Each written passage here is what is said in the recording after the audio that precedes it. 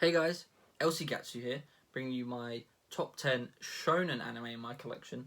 On my top 10 anime in my collection video, which I'll probably link that in the description, I was requested to do that. There's been a few people who've asked me to do this actually. So the way that I have determined what is a Shounen anime is I looked them up on Mal, on my anime list, and if they had the Shounen category, genre thing, then I've added them to the list. There is an exception to that, but I will explain why when we get to it. So I said it's top 10. It's technically top 13. I've got 3 honourable mentions in no particular order. Well, I guess they are in order. So I guess we'll start with number 13 then. And this one I wanted to include because the fact that it has a shonen category on my anime list doesn't really make sense to me. It is High School the Dead, an 18 rated anime. There's a lot of titties, basically, to put it bluntly. A lot of titties and a lot of arse as well. And apparently it's a shonen, so it's targeted to teenage boys, which kind of makes sense actually if you think about it. But yeah, there's not many people that haven't seen High School the Dead. It's kind of infamous, and although it's not the best anime ever made, definitely not. I think it's really enjoyable. I just think it's a fun watch. So yeah, High School the Dead is technically 13. Then at number 12, you've got Food Wars, Shokugeki no Kyojin. No, I've just combined that with Attack on Titan. Shokugeki no Soma. I was thinking of Shingeki no Kyojin, which is Attack on Titan. Anyway, Food Wars. It's all about food. You get really nice food animation, which is a thing on Twitter all the time. There's also a lot of fan service, but it all comes together for a nice fun series to watch. My girlfriend likes this a lot more than I do. I did really enjoy it. I just didn't love it. I didn't, it wasn't like one of my favourite ever. But I did really enjoy it, and I am looking forward to watching more. I have only seen the first season so far. But yeah, I really enjoyed Food Wars, and yeah, I really like the cast as well, the ensemble cast, and that is the same with a lot of these series. And number 11, so not quite breaking the top 10, we've got My Hero Academia. I feel like a lot of people will disagree with me. It's like one of the most popular anime at the moment. I really liked My Hero Academia a long time ago. Well, not a long time ago. I'm talking specifically about season 1 as well, because that's all I own. I've told this story before. When I first read the manga, the first volume, I hated it. I tried the anime. The anime, especially the last arc of this season, really turned me around on it. I then collected the first 20 volumes of the manga and have since sold that, and I'm sticking to the anime. I've seen the first 3 seasons, I believe. Yeah, it's an enjoyable series. It's good. It's well done, but it's not the heaven sent series that I think everyone thinks it is. Now, at number 10, or you could almost call it the one that started it all. We've got Original Dragon Ball. I really like Original Dragon Ball. I don't think, again, it's the best thing ever made, but I always look fondly on my time watching Dragon Ball. It helped me get through a bit of a tough time that I was going through when I was watching it. I'd just come home, sit back and sit through a couple of episodes of Dragon Ball where so always good vibes with Dragon Ball, always good vibes, especially Original Dragon Ball especially, I think. I don't think it gets the attention it deserves. I didn't even know it existed until I really got into anime.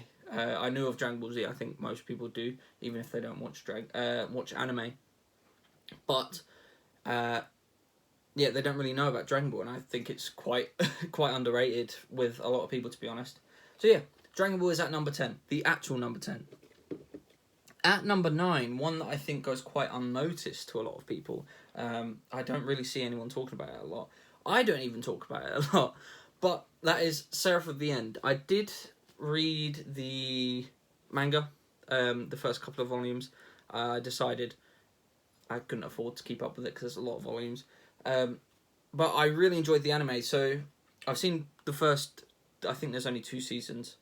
And I really enjoyed it, especially the second part. The second part, it really steps up for me. But the first part is also very good. I really like the original concept of all the adults dying out, the children have to survive, and then turns into this kind of war between humans who have to use demons and to take out the vampires. And it's this really interesting thing. You've got characters on both sides that you like and want to see succeed, and it can kind of test you on what you like. And there's some really interesting concepts introduced at the end of the second season as well, which I would like to see what happens next, so I may end up picking up the rest of the manga. At number 8 now, wrapping it on the t-shirt, is Bleach. Bleach is my favourite of the top 3 by far, I would say. I have seen I haven't finished it. I will state that I've seen the first 8 seasons. I'm like most of the way through the Huecamundo arc, I believe, or over halfway at least, definitely. But I really enjoyed what I've seen so far. Again, I have really good memories attached to when I would come home and watch the first 3 seasons on Netflix a long time ago. And since then, I've watched more and more and more. And I really like Bleach, and I really like the world that is created throughout Bleach. Number 7. The only Gundam thing in my collection that had the Shounen tag, which is really strange to me, it is Gundam The Origin. Now, I think this is one of the more kind of adult-oriented Gundam series that I've seen, and for some reason this one had the Shounen tag. But yeah, it tells the backstory of my favourite, second favourite Gundam character, favourite UC Gundam character, Shah Aznable. Everyone loves Shah. Shah is sick. He's so cool.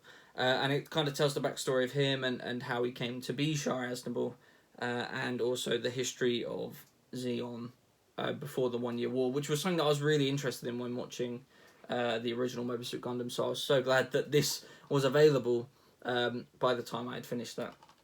So yeah, I love Gundam The Origin, and yeah, love Gundam as well, so that's why that is number 7 on my list. At number 6, previously mentioned in this video, we have Attack on Titan. This is specifically the first season, still sealed. I've mentioned this in a lot of videos. Still sealed. I've had this for a very long time. I just haven't felt the need to unseal it yet because I've watched it in other places and I've already seen it. But yeah, Attack on Titan, huge. One of the most popular anime, ever. And there is definitely merit as to why. A lot of mysteries. The mysteries are what gets me the most. It creates this very interesting world with this very interesting kind of fortress where the last of humanity is. And, you've got the Titans. If you haven't seen Attack on Titan by now, what are you doing? I think everyone's seen it at this point. But yeah, I love Attack on Titan. It's not even about the characters for me. It's the world and the setting that it's put into. Obviously, I love Levi and Erwin, and Aaron's okay, I guess. But yeah, it's the world and the setting and what it kind of does with it, with the Titan shifters and all that. It's just, so cool, so well done. And yeah, I can't wait to see how it ends. Next up, at number 5. Now, this is the exception. This is One Punch Man. Now, you'd think that this on my anime list would be tagged as Shonen, but it's not. However, the manga is printed in Shonen Jump, so I'm counting it. One Punch Man. Again, would be hard to find someone who hasn't seen it. This is the first season specifically. The second season hasn't even been released in the UK, I believe. Although I've heard terrible things. I really like One Punch Man. I think it's, for a lot of people, considered a bit of a deconstruction of the shonen genre, you could call it. It's not a genre. Shonen is a demographic, but classing it as a genre, it's kind of a deconstruction of all of that. You literally, the first scene of the first episode has a parody of Piccolo from Dragon Ball, who is voiced by the same dub actor, Christopher Sabat. But yeah, really like One Punch Man. It's not about Saitama, it's not about the main character. Obviously, Saitama is really cool. He can smash anything with one punch, but it's about the cast of characters around him. Also, Moomin Rider is by far the best hero, and if you disagree, you can fight me. Next up, number 4, a very underrated series in my opinion. Black Clover, I've already shown it. I was trying to build up, but I accidentally put it into frame. Black Clover, I love Black Clover. The manga is far better, and that's why this is not higher. If we were talking about the manga, it would be number 1, 100%. But obviously the anime does have its downfalls. A few pacing issues. The animation isn't the best at times. It does have nice animation at parts. Some people have problems with the voice acting as well. I think the voice acting is actually good. But regardless, such a great anime. Oh, see, it's always the manga. The manga for me. I love the manga. Read the manga, definitely. But the anime is also amazing. I think it's definitely underrated. I think a lot of people drop it after 1 or 2 episodes because of those pacing issues that I have said. But if you stick with it, you will be introduced to one of the best shonen stories that has been told thus far, and is still being told, in my opinion. So yeah, that's why Black Clover is number 4. I wish I could have put it higher, but I couldn't because of the downfalls that the anime does have. Now, breaking into the top 3, another one that I don't see enough people talking about. We have The Heroic Legend of Aslan. I have both seasons on Blu-ray, and I love it so much. It's such a good story about, obviously, the prince, Aslan, has to kind of recoup his country and retake his country, and it's just all about the tactics and the war, and the cast of characters that he surrounds himself with to help him do so. It's just so well done. You know, he has these advisors, he has these master swordsmen. It's just so well done. I always found myself thinking that, you know, how are they gonna manage to beat him? And then they'll come out with these crazy tactics that are like, oh yeah, we'll do this and this. Obviously, I don't remember any specifically, but I remember it being awesome. So that's why Aslan is my number 3. Now, number 2 is one that a lot of you probably haven't heard of. I hadn't heard of it for a long time, and then I watched it, and I absolutely loved it. It's a series called Broken Blade. Now, this is a mecha series. Don't let you put that off, because it's all about this story of a really interesting... it's a story of a war, basically, between these 2 countries. But what it comes down to is a story about these 4 friends stuck on different sides of the war, and kind of how they deal with that and how they can get through to each other. There's a lot of politics, there's a lot of action, and the action is so well done when it hits. This collection specifically is the film versions of the series. And I remember specifically, I think it was parts 4 and 5. There was a scene in each of them where I was just like, wow, this is so awesome. I was kind of like giddy in my seat, shaking almost, because it was so cool. So definitely check this out, especially if you like mecha. But if you don't like mecha, I'd say check it out anyway. You know, give it a try. Now, number 1. This is one that I didn't want to be my number 1, because I don't consider it to be shonen myself. However, my anime list told me differently. So it ended up being number 1. And that is Claymore. A very underrated series in my opinion. A lot of people underrate the anime and the manga.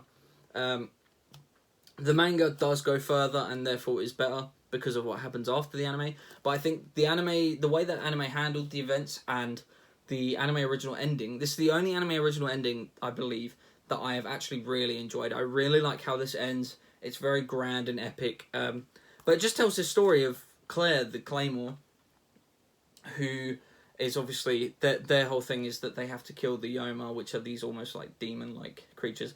And it creates such a interesting lore for the world and the Yoma and the Claymores and the organisation behind the Claymores. And it drip feeds you this information that gets more and more and more as you go, that just makes you want to find out more and see how crazy things are going to get. And trust me, it does get very crazy. I think Claymore is such an underrated gem. The reason I would consider it, I thought it was a seinen, sorry, but I think it's what some might consider a hard shonen or a soft seinen, but it was printed in English. It's printed as Shonen Jump Advance, so technically shonen, but like older shonen. So yeah, that's how it made the top of this list. I love Claymore, and I'd love to see more people talking about it because I think it's such an underrated and underappreciated series. But that's it. That's my top 10 or 13, however you want to call it. I appreciate you watching. Tell me yours in the description. Why do I keep saying description? Comments. Tell me yours in the comments. I would love to hear it. Especially if you want to make your own video, that would be awesome. But I want to thank you for watching. Like the video if you liked it. Subscribe if you're new. You can hit that bell if you want to know when I'm going to upload next. And I will see you next time.